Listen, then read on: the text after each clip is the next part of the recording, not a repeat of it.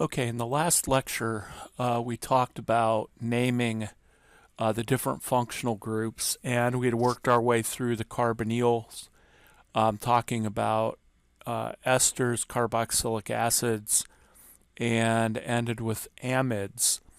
So remember in the amides that when we talked about those, that the amide we used that N as a replacement for a number for the alkyl groups that are attached to nitrogen. Now let's talk about amines, and we're going to end up doing the same thing for amines. So an amine has a nitrogen, and that nitrogen has three different groups attached to it. If it was three hydrogens, it would be ammonia, NH3. So one of those groups has to be an alkyl group. And so you can have an amine with one alkyl group or two alkyl groups or three alkyl groups, meaning that you could have one alkyl group and two hydrogens, two alkyl groups and a third hydrogen, or all three alkyl groups. So let's talk about how you name the amines. And so in this particular case, what we are going to do is we're going to look at the nitrogen, and we're going to treat this as if it was an. So when we look at an amine group, it is going to have, if it's the highest precedence, it's going to be called an amine. If there's another molecule in there with a higher preference or higher priority, then it will change and become an amino group as a substituent. So first let's take a look at amines. So as Top Hat lays out in the textbook, when you have an amine, the most complicated alkyl group that's attached to the nitrogen becomes the parent chain.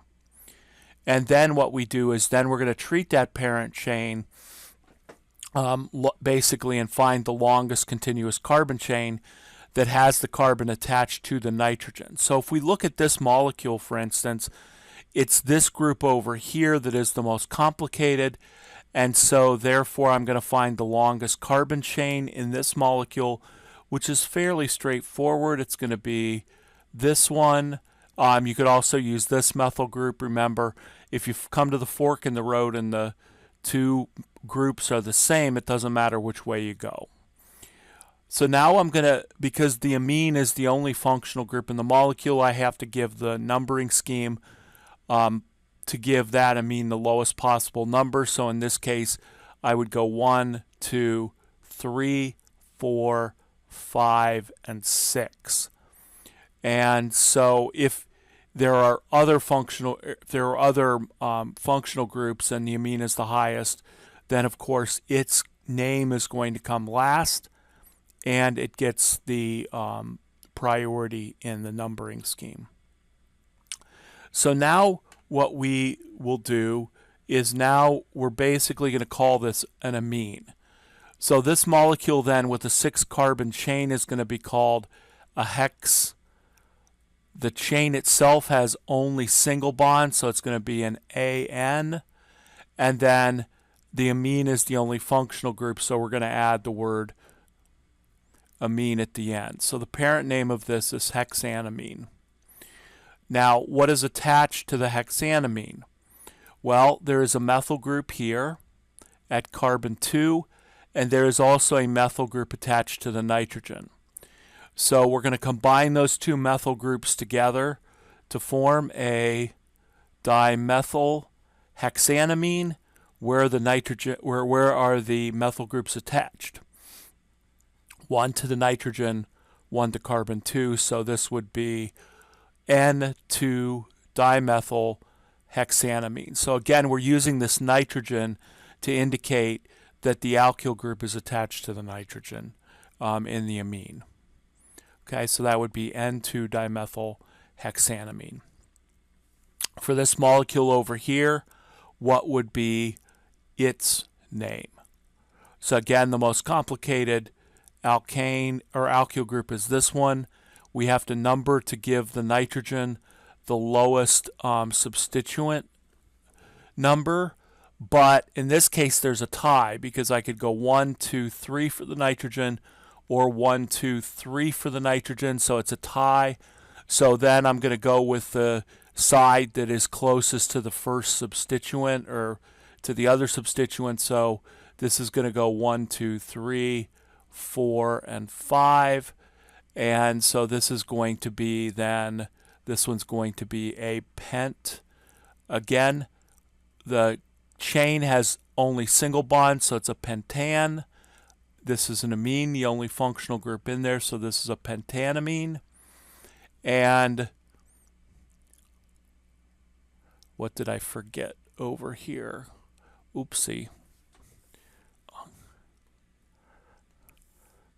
If you were yelling at the screen going, wait, you forgot something, I did. Just again illustrating what you could do, or making a mistake myself. Sorry, this should be then 3-hexanamine.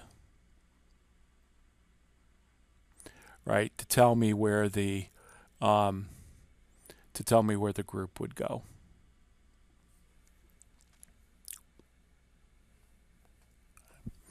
Okay, so the pentanamine I have, it is a 3-pentanamine. And then over here, I have a methyl group at 2, and I have 2 more methyl groups attached to the nitrogen.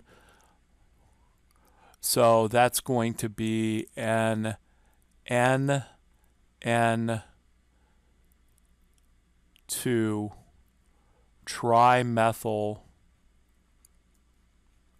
3-pentanamine. Okay. Now, in the book, they use the other way of naming the amine, and that is to call this N2 trimethyl pent and then 3-amine. And I'm hoping that's not the case with some of the other functional groups, but I have an unfortunate suspicion that it very well may be. There's 2 sets of numbering rules, and so sometimes what people will do is they will put the number directly in front of the group. We've been putting the number outside of this, and it depends on what IUPAC rule set you're using, whether you're using the 1994 rules or the more recent ones. So I would accept either one of these. Top Hat is probably going to want this version, but at this point I'm not going to go back and reset everything. So either one of those is going to be perfectly fine. Okay, how about this molecule? In this case, still have a nitrogen. In this case, there is only one alkyl group attached to it. So I'm going to find the longest continuous carbon chain, which this would be the longest continuous carbon chain in that molecule, starting at carbon 1, 2, and 3, because if I start down here, I'm going to have the amine at a larger number than 3. Then we're going 4, 5, and 6. So this is going to be another hex and we could write it the way that the book is using, which would be a 3-amine. And then what do I have? I've got 3 alkyl groups, or 3 methyl groups, sorry. I've got 3 methyl groups at 2, 4, and 5. So this is going to be a 2, 4, 5 trimethyl hexan 3-amine, or 3-hexanamine, if you'd like to write it that way. So that's how we handle amines when they are the highest priority group. Then what happens if they're not the highest priority group? So what about this cyclohexyl or cyclohexenyl group, because it's got a double bond? Well, going through here, we have the amine, we have the double bond, and we have the ketone. Which one has the highest priority? The ketone. And so by definition, this is going to be carbon 1. This is going to be called then a cyclohex. The cyclohexane ring is not a cyclohexane ring, it is a cyclohexene ring. So this should be a cyclohexene, and then with the ketone, it's going to be an ONE, and we don't need to put the number 1 in front of the ene and the one, simply because the ketone is automatically carbon number 1. Now looking at this, we've got to number this to give the double bond the next highest priority group, and actually that's not true. The alkene is lower than the amine, so we're going to number this to give us to give the next highest priority group the lowest number, which means we go 2, we go 3, we go 4, 5, and 6. So because the amine group outweighs or is higher priority than the alkene, it's going to get the numbering scheme to give it the lowest number. So that means that this is going to be a 4-cyclohexene, and again in the book you'll see this written as a cyclohex 4-ene, and then with the ONE. Again, I'm going to accept either one at this point. So what do we have? We've got a bromine at carbon 2. So that's going to be a 2-bromo group. And what do I have here? Well, so since the nitrogen is not the highest priority group, we now go over here and we call this an amino. And so what we're going to do is we're going to actually name the alkyl group attached to the nitrogen and make it for instance, a methyl amino group. So this is going to be a 2-bromo and then a 3-methyl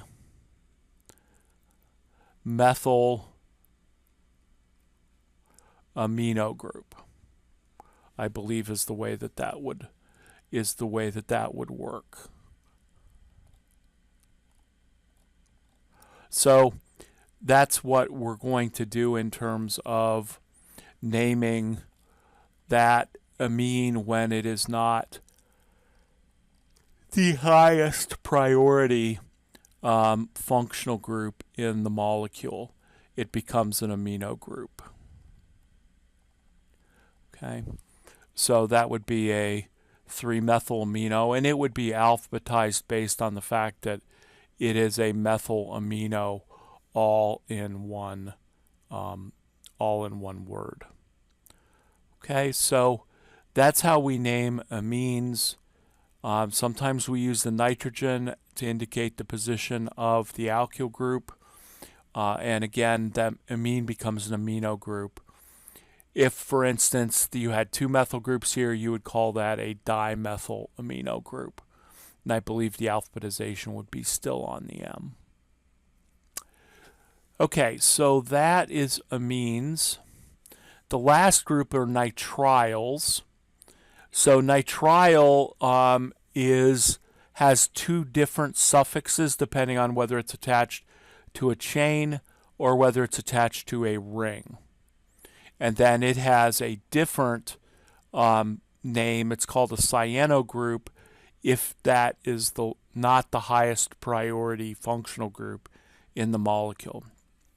So let's come over here. In this case, the nitrile is higher than an alkene or a bromine. So I'm going to number this molecule to again give me, first I find the longest continuous carbon chain, but there is only one. And then I'm going to number it to give the nitrile the lowest number because it has the priority. So this one would be a pent, and I'm going to use the same nomenclature as the book does. So this pentane, or this pent ring, has an alkene in it. So this is going to be a pent 4-ene, and then the word nitrile. And then the substituent is a 4-bromo group. So this would be called 4-bromo pent 4-ene nitrile, except for one small problem. If you're yelling at me, you need to tell us where the nit. Okay, the last functional group is a nitrile functional group. And the nitrile functional group has the C triple bond N attached to a chain. Now, the interesting thing about this is that chain then, that cyano group becomes part of the longest chain. And when it is the highest priority group in the molecule, the chain must start, the longest chain must start at the C of the C triple bond N. So for instance, in this molecule, since all I have is a nitrile and an alkene, nitrile is clearly the highest, rated substituent, the highest priority. So then by definition, this must be carbon number 1, number 2, number 3, 4, and 5. So because the C triple bond N group, when it's the highest priority, must start at 1, there's no need to say in the name that is a 1 nitrile. And notice that nitrile is the name that you use, the suffix name, when it's attached to a chain. So in this case, what I have is I have a pent for the 5-carbon chain. And since there's a double bond, this would be actually called a pent 4-ene. And then the nitrile group would just be, nitrile, because by definition the nitrile has to be a carbon 1. And then I have a bromo and a methyl group, so this would be a 4-bromo, and then the methyl group, a 2-methyl pent 4-ene nitrile. And again, I would accept if you wrote this 4-pent-ene nitrile. So that's how we would name when a nitrile is attached to a chain. The nitrile becomes part of the chain. When the nitrile group is attached to a ring, we get a name change so that it becomes a carbon nitrile. So a carbon nitrile group, in this case, would be on the cyclohexane ring. Because the nitrile group is the highest priority, it automatically gets carbon 1. And then I number to give the next attached group the lowest number. So in this case, I have to go counterclockwise. So this is going to be a cyclohexane,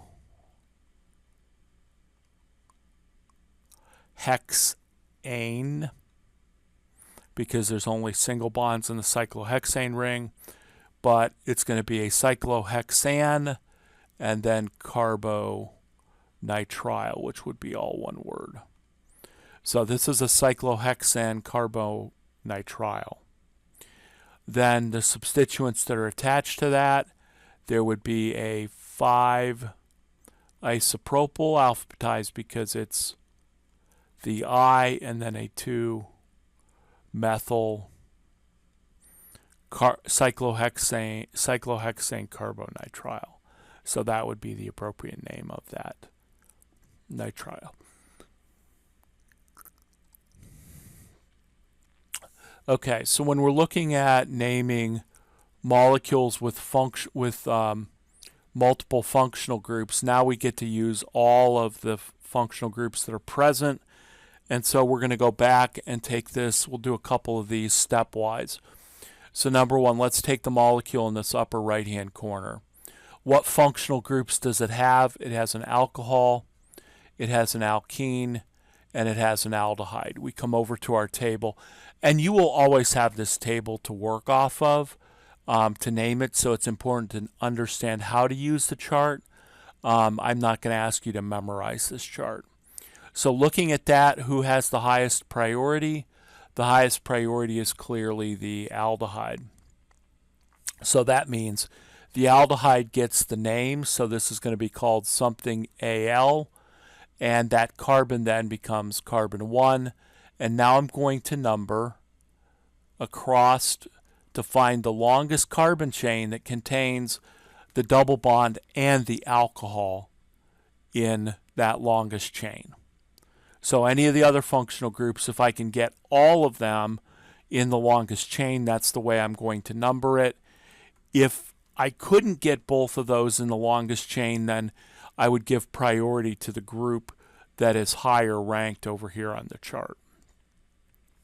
So that's my longest chain, which means this is a pent, and now I've got a double bond there, so this is going to be a pent, and then now it has an ene on it, so in the nomenclature that the book uses, it would be a pent 2-ene al, and I would accept a 2-pentene al, but it's pent 2-ene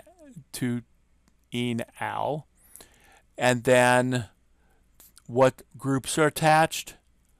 A bromo. The OH group of the alcohol now becomes a hydroxy group because the alcohol is not the highest priority, so this would be a 5-hydroxy group. 4-bromo, a 2-methyl group, and then up here a 3-ethyl group. So now I'm going to create my alphabetized list, and my alphabetized list is going to consist of 4-bromo, then 3-ethyl,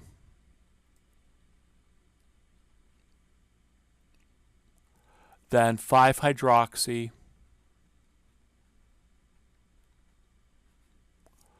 and then finally 2-methyl pent 2-ene al. And again, there's no number required for the aldehyde because it gets carbon number 1 automatically. Okay. Let's come down here and do this one. So carboxylic acid functional group and a double bond. Carboxylic acid gets the high priority. Remember, it changes its name to become a carboxylic acid with I's. It will get the number 1 priority, and now I'm going to number to give the double bond, which is the next highest priority group, the lowest number, but in this case I can go 1, then 2, 3, and 4, or I could go 1 and then 2, 3, and 4, so I have a tie. So I'm going to go towards the first alphabetized substituent since they both would be at 3-bromo or 3-methyl 3-bromo wins. So it's going to go 1, 2, 3, 4, 5, 6, and 7 for this molecule. So that molecule is going to be a cyclohex, not a cyclohex, a cyclohepts.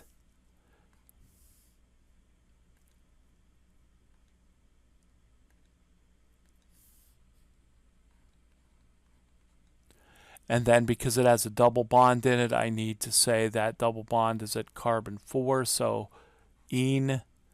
And then the carboxylic acid, it's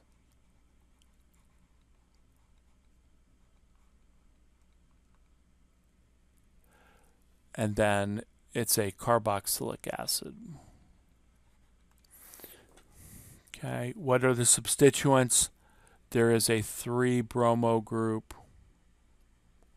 and there is a 6-methyl group. So this would be 3-bromo, 6-methyl, cyclohept, 4-ene, or you could say 4-cycloheptene carboxylic acid.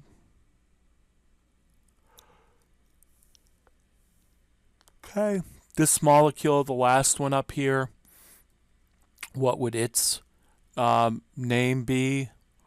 Well, what do we have? We have a ketone functional group, we have an alkene, and we have an amide. So we come over here, who's the highest priority? The amide is. The amide is attached to a ring, or sorry, the amide is not attached to a ring, it's attached to a chain. So this is going to simply be an amide. So got to start numbering at that carbon, 1, 2, 3, 4, 5, and 6. So this is going to be a hex. There's a double bond here, so it's going to be a hex 2-ene. So that the double bond, or you could again call it 2-hexene. And what this ketone functional group is not the highest priority, so that becomes an oxo group. So this has a 5-oxo, and then we've got a methyl group here at carbon 2, so that's a 2-methyl. And then we also have now, with our amide, we've got 2 methyl groups attached to the nitrogen. So that's going to be an N methyls. And so just going back here to the hex 2-ene, this is hex 2-ene amide, and it's automatically understood that the amide is carbon 1. So now I'm going to combine my substituents. So what are my substituents? I've got a 2, I've got an N2 dot trimethyl.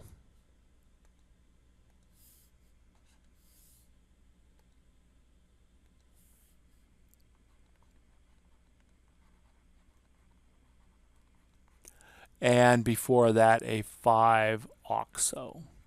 So the name of this would be 5-oxo.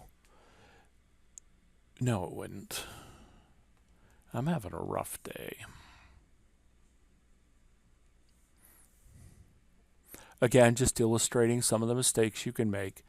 It's an NN2 trimethyl based on M, and then a 5-oxo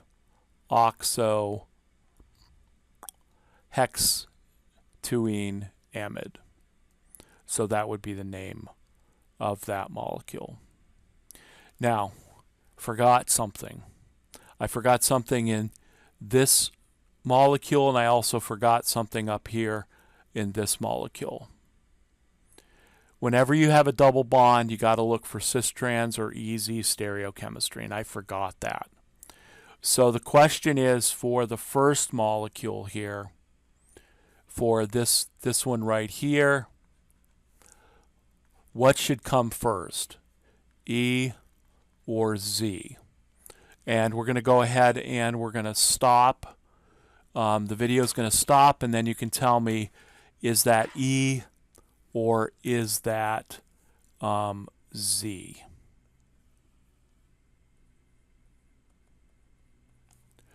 Okay, are you back? If you are, then I'm looking at this carbon. It's got a carbon and a carbon. So this is a CH2 group attached to another carbon. This is a CH group attached to a bromine and another carbon. Well, the bromine wins priority for this carbon, so then this group becomes our high priority group. So carbon versus carbon tie, bromine wins. Over here, what do I have? I've got a CH3 group versus the carbon of the carbonyl. This carbon versus carbon tie. This carbon right here has 3 H's. This carbon up here has 2 O's and an H. And so therefore, the aldehyde is the high priority group. So in this double bond then, those two high priority groups are opposite. And so this is the E isomer. Okay. Now coming back down to the problem I just did, the first thing I should probably do is put this hydrogen in. For this molecule, where is, or what is this, E or Z? We're going to go ahead and stop the video as well, and you can go ahead and choose, is this double bond E or Z?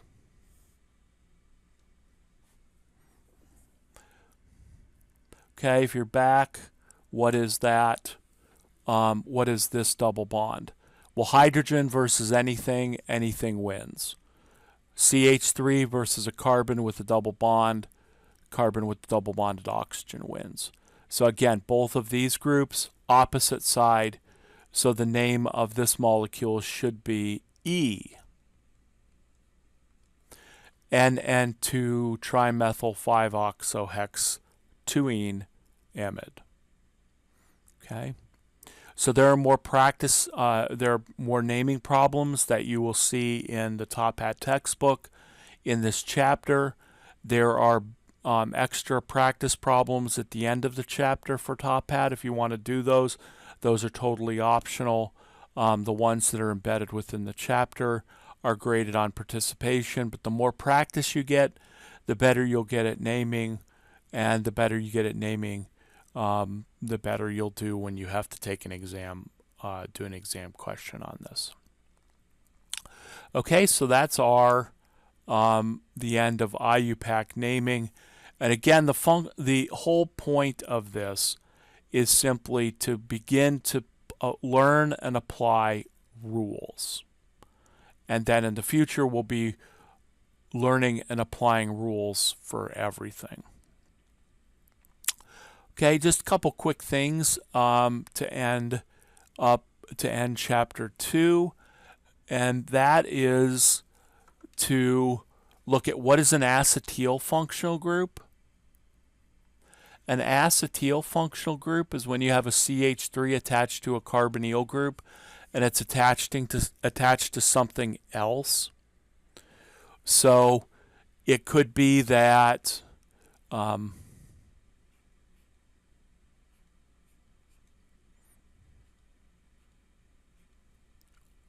of the experiments that we have done in the past is to take a molecule that looks like this, and we add to it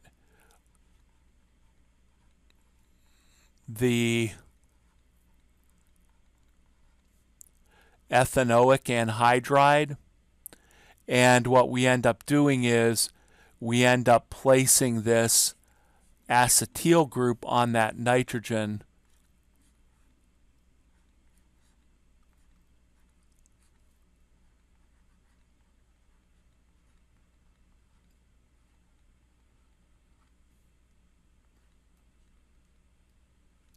and so oftentimes this reaction would be called an acetylation, putting an acetyl group on the ring, and this would actually then be called an N-acetyl.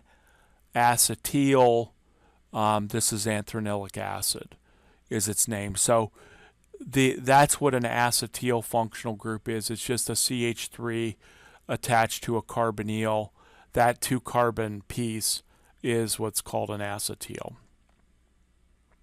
The last thing in chapter 2 is the idea of what are called degrees of unsaturation. Now, in the second semester lab, we'll talk about spectroscopy and how one can determine the structures of these organic molecules. And one of the things we start with is a molecular formula. So, for instance, if I had 6-carbon chain, 1, 2, 3, 4, 5, 6. So if I have a 6-carbon chain, then I could go in and put my groups in. This is an alkane, obviously, because it only has carbon-carbon single bonds.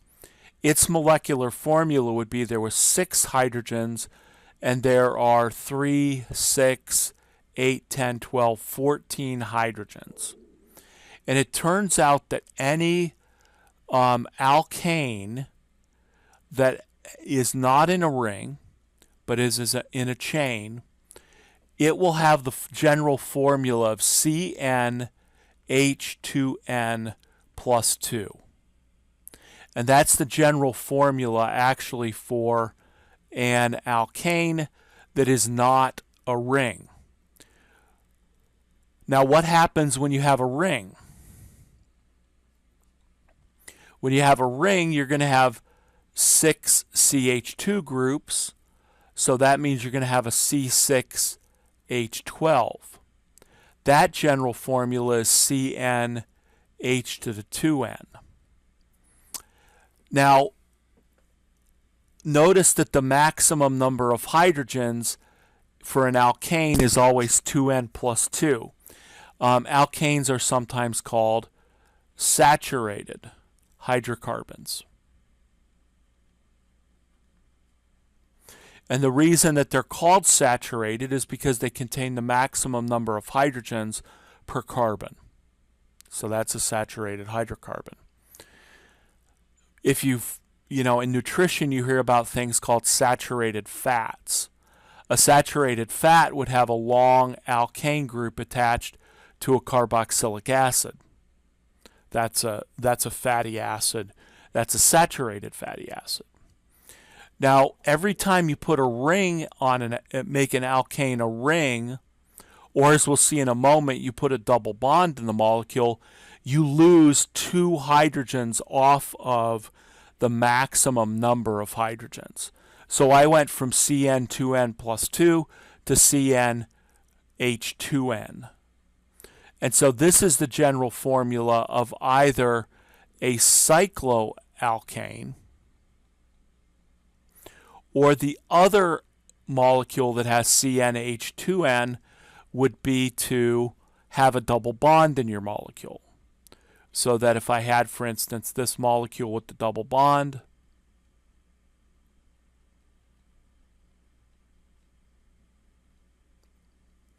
I've got 1, 2, 3, 4, so I've got 4 carbons. And how many hydrogens do I have?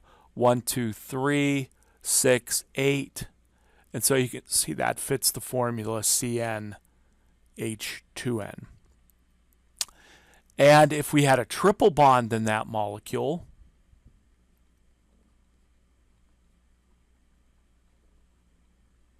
what would we have? We would have a C4, and then we would have 1, 3, 6 hydrogens. So notice that now I have a formula of CnH2n minus 2. Okay, and so this triple bond has basically 2 pi bonds. So as we're looking at these general formulas, every time we lose a set of hydrogens off of the maximum number, that's what we call a degree of unsaturation.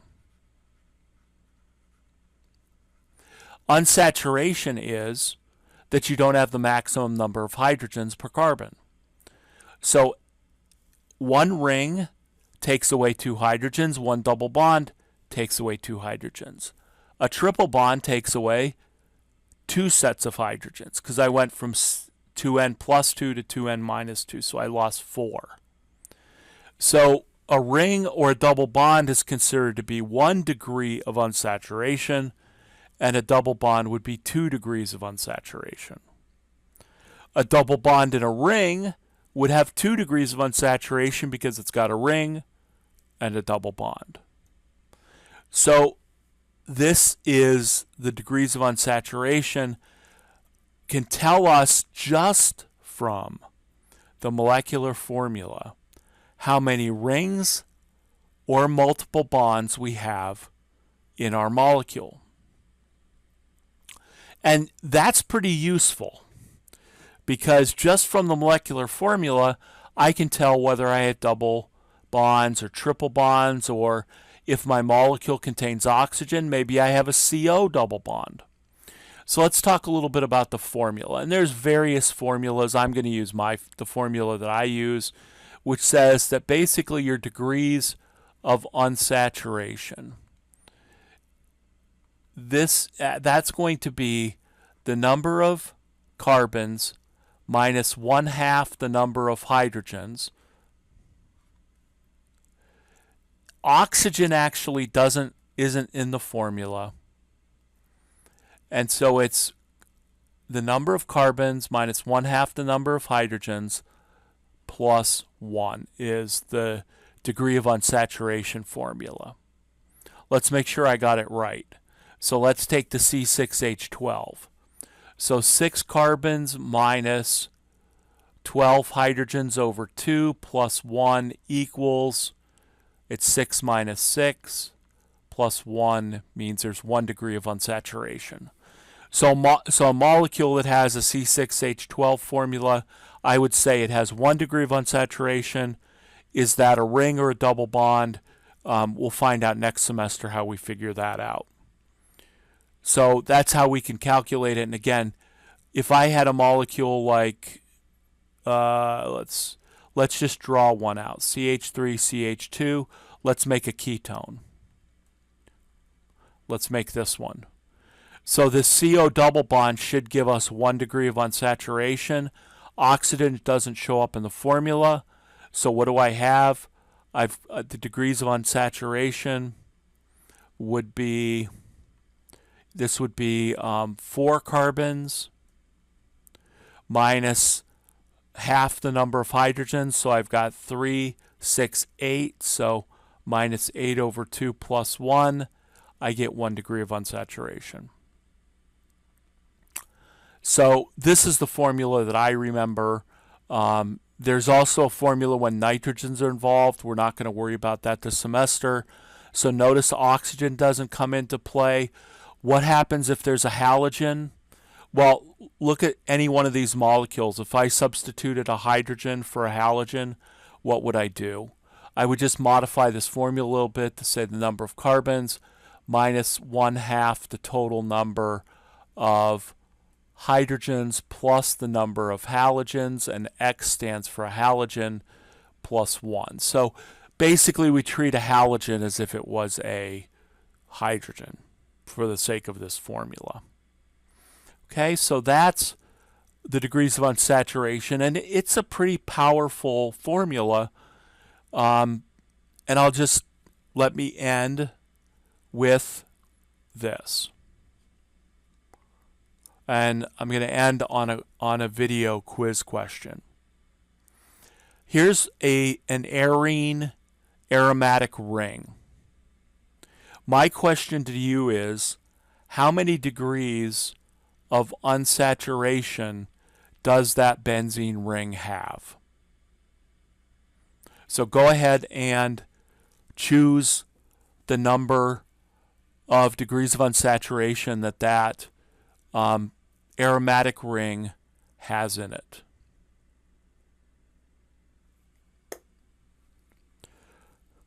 Okay, what does it have? It's got, this is a C6H6, because I would add 1 hydrogen for every carbon, because each carbon has 3 bonds, it needs a 4th hydrogen. So C6H6, the degrees of unsaturation would be 6 minus 6 over 2 plus 1 is 6 minus 3 plus 1, which is 4. Next semester, if you take the lab, when we do degrees of unsaturation, you're going to find out that if you have 4 degrees of unsaturation or more, you can have a benzene ring in your molecule.